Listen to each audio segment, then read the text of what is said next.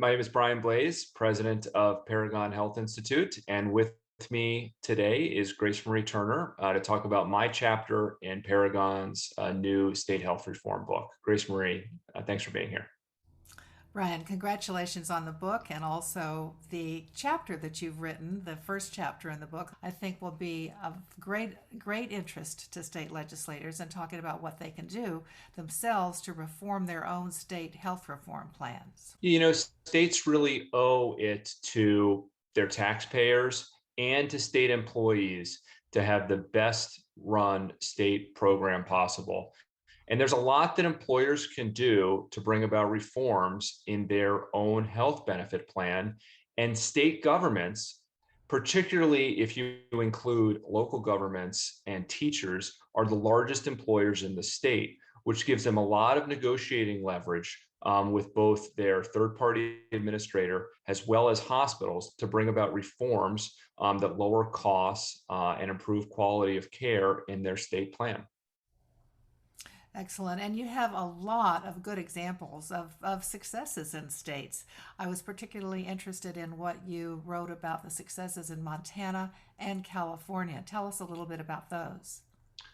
Montana was facing significant deficit in their state employee health plan, and they brought on a take no prisoner administrator, Marilyn Bartlett, and she saw huge variation in hospital prices that were just really out of whack with what made sense. And she brought them down in line with what was much more reasonable.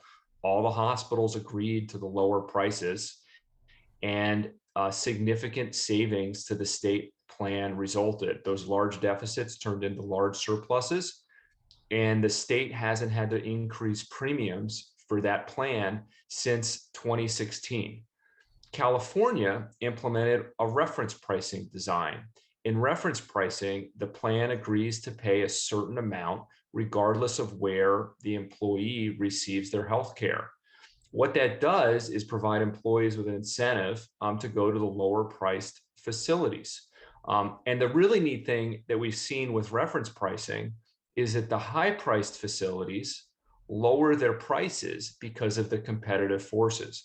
So in California, prices came down an average of 20% without any reduction in the quality of care. Brian, there are so many recommendations in the chapter and in the book, but what do you recommend that states can do? What's some of the low-hanging fruit for states in this particular area? Thanks, Grace Marie. There are six recommendations, sort of a menu of options for states. And at a basic level, states should get transparency in their plan. They should know where their large expenditures are. They should make sure that they know what the prices are that they're paying for their healthcare services. Um, then they could start to think about things like not negotiating discounts off of these charge master rates. This really gives hospitals a lot of pricing power because they can just raise the charge master rates. And these discounts are really just an illusion. The prices tend to just ratchet up. And then there's harder steps that states can take, but I think that are really important. I mean, implementing reference-based pricing is one. States should also limit the use of inappropriate facility fees. Here, I mean that services provided in physicians' offices that are also provided in hospitals should be paid the same. Hospitals shouldn't make much more for services that could be provided in physician offices just as safely and effectively as in hospitals.